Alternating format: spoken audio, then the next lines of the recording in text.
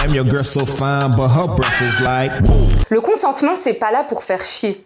Le consentement, c'est fait pour éviter à des gens des choses très désagréables parce que le fait de subir un baiser forcé, un rapport sexuel forcé, donc une agression sexuelle ou un viol, c'est des choses qui vont avoir des conséquences hyper fortes pour les victimes. Ça fait perdre confiance en soi, ça enlève en fait même le désir pour plus tard.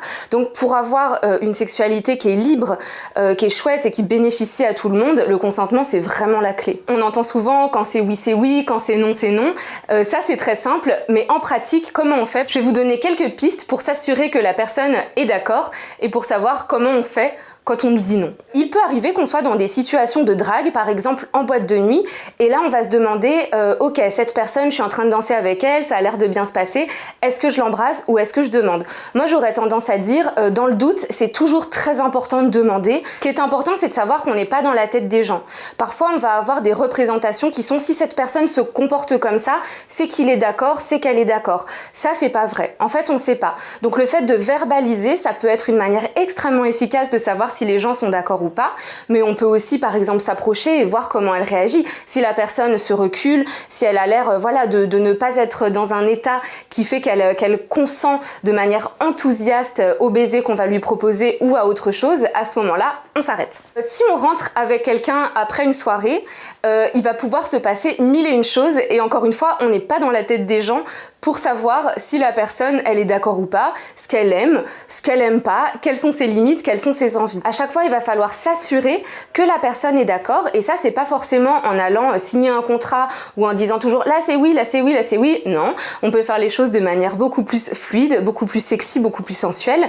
Mais par contre, ça va être très important de voir les signaux que va envoyer la personne pour savoir si elle est d'accord ou pas. Quand on est en couple ou pas d'ailleurs, on peut passer par les mots ils vont être dits à voix haute sur le coup, mais on peut aussi par exemple différer la conversation si jamais on n'est pas trop sûr de savoir comment exprimer ses désirs.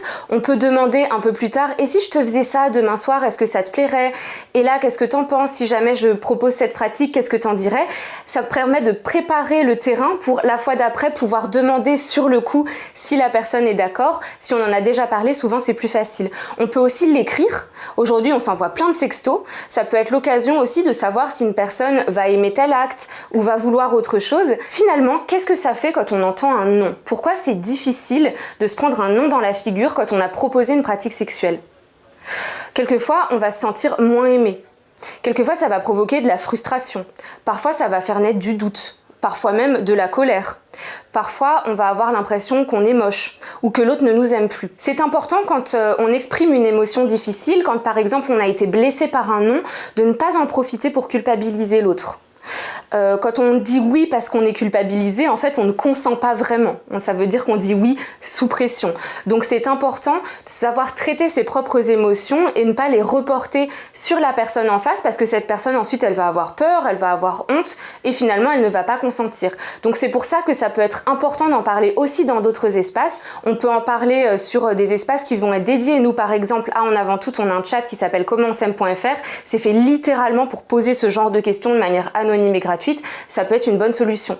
Si on n'a pas envie d'en parler à voix haute, on peut aussi par exemple l'écrire, on peut le dessiner, on peut l'exprimer, mais en tout cas c'est vraiment important de savoir ce que ça nous fait quand l'autre nous dit non, parce que traiter les émotions difficiles, c'est la meilleure manière que ça se passe hyper bien après.